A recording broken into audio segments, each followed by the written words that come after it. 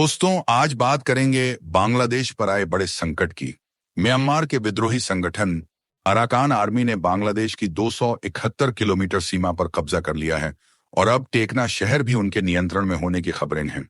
हालात इतने खराब हैं कि बांग्लादेश की सेना म्यांमार बॉर्डर से पीछे हट गई है। जिस वक्त बांग्लादेश भारत को धमकी देने में लगा था, इतने में है कोई बांग्लादेश पर हमला कर दिया। बांग्लादेश को समझ नहीं आ रहा कि अब वह क्या करे। गाइस, इस हमले से भारत को फायदा होगा या नुकसान? और क्या इस हमले में भारत देश में शामिल है? ऐसे कई सारे सवाल हैं जिनको हम अच्छे से इस वीडियो में समझने वाले हैं। लेकिन उससे पहले लाइक और सब्सक्राइब वाला जो कार्यक्रम है उसको पूरा कर दीजिए। दरअसल बांग्लादेश पर यह हमला म्यांमार का आतंकवादी संगठन अराकान आर्मी ने किया।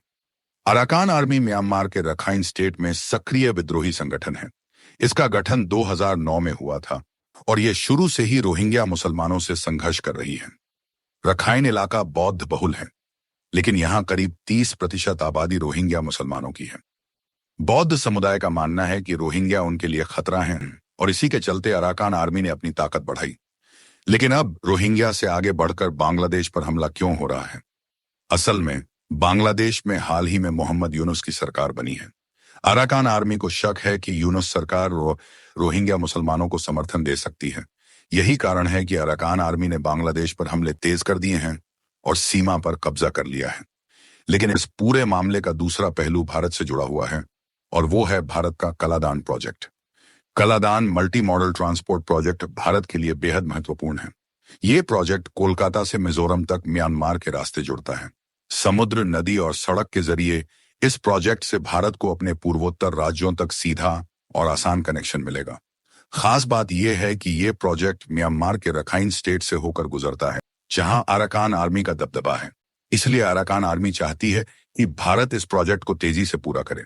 शायद यही वजह है कि अराकान आर्मी भारत को खुश करने के लिए बांग्लादेश पर दबाव बना रही है।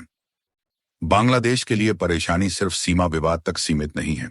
उन्हें डर है कि अराकान आर्मी उनका सामरिक रूप से महत्वपूर्ण सेंट मार्टिन द्वीप भी कब्जा सकता है। यह द्वीप समुद्री व्यापार और सुरक्षा के लिए बेहद अहम है। वहीं भारत को भी इस पूरे घटनाक्रम से सतर्क रहना होगा। म्यांमार की अस्थिरता और बांग्लादेश पर बढ़ता दबाव भारत के पूर्वोत्तर राज्यों की सुरक्षा के लिए बड़ा खतरा बन सकता है। भारत पहले से ही अवैध बांग्लादेशी घुसपैठ की समस्या से जूझ रहा है। दिल्ली के शाहीन बाग, जामिया नगर और सीमापुरी जैसे इलाकों में हजारों बांग्लादेशी अवैध रूप से रह रहे हैं। इनमें से कई ने फर्जी आधार कार्ड, पैन कार्ड और वोटर आईडी बनवा लिए हैं।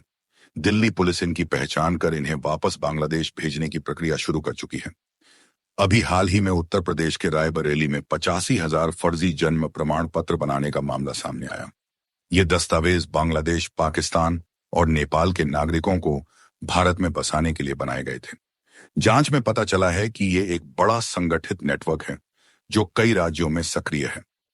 बांग्लादेश के लिए यह वक्त बेहद मुश्किलों भरा है। अराकान आर्मी के हमले और रोहिंग्या मुसलमानों के बीच कट्टरपंथ दोनों ही उसके लिए खतरा हैं। अगर बांग्लादेश इस संकट से नहीं निपटता तो उसकी संप्रभुता और अंतर्राष्ट्रीय छवि दोनों खतरे में पड़ सकती हैं। ये संकट केवल बांग्लादेश तक सीमित नहीं है। भारत, म्यांमार और दक्षिण एशिया के लिए भी इसके गहरे प्रभाव हो सकते हैं।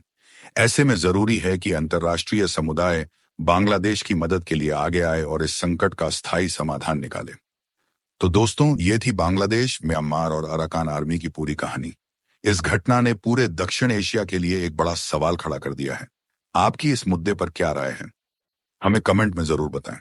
अगर ये जानकारी आपको महत्वपूर्ण लगी हो तो वीडियो को लाइक और चैनल को सब्सक्राइब करना ना भूलें। मिलते हैं अगले वीडियो में, तब तक के लिए धन्यवाद।